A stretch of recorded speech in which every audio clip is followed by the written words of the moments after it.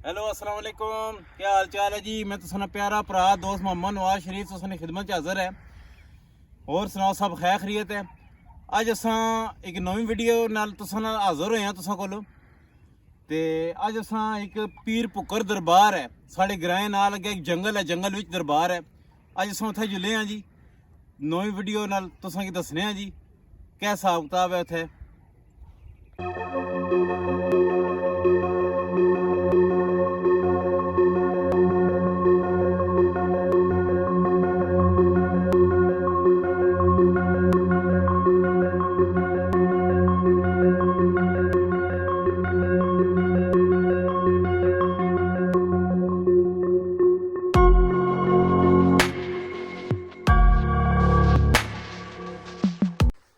जी जनाब अस पहुंची गए दरबार जी। हूँ अस हम उपर चढ़न लगे हैं जंगल उपर। दंदी मिट्टी ना बहुत सारी उच्ची सारी जिस तरह पहाड़ी टाइप होना तो उत्थे उपर करी कबर है जी। अस हम जा रहे हैं जी।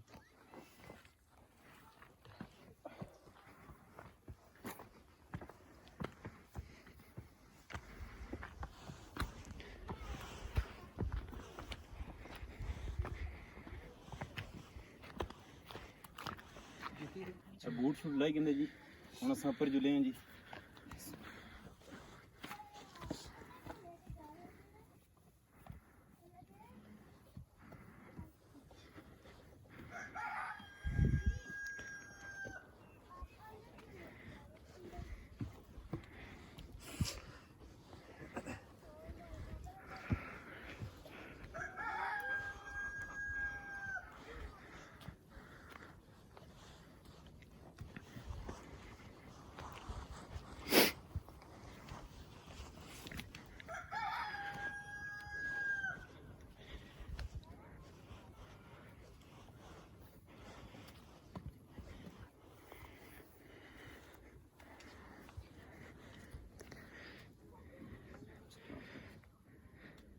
ऐसा पहुंची गए जी। हम अस दुआ मंगन लगे हैं जी।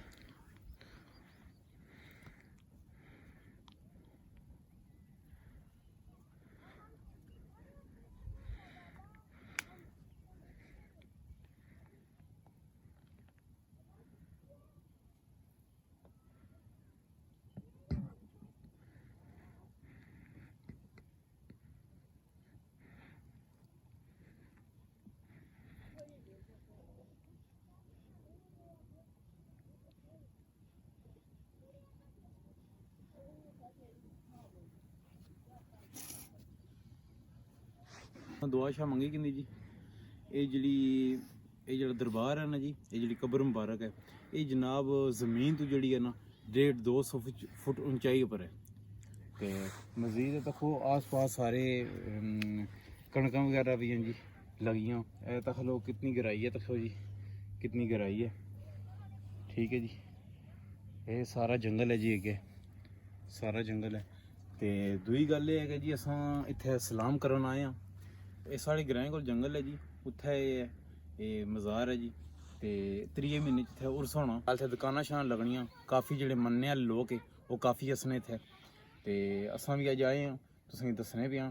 जिसलै मेला लगसी तो फिर असां जनाब तुसां कोल आसां बकायदा इत्थे फिर एक होर नमीं वीडियो बनासां, नमीं वीडियो नाल तुसां कोल हाज़र होसां। लिहाजा तुसेंगी असां सारे जंगल ना व्यू दस्सी छोड़ेआ। असां दुआ शाह मंगी कहंदे जी। अस हुण वापस जुले आं।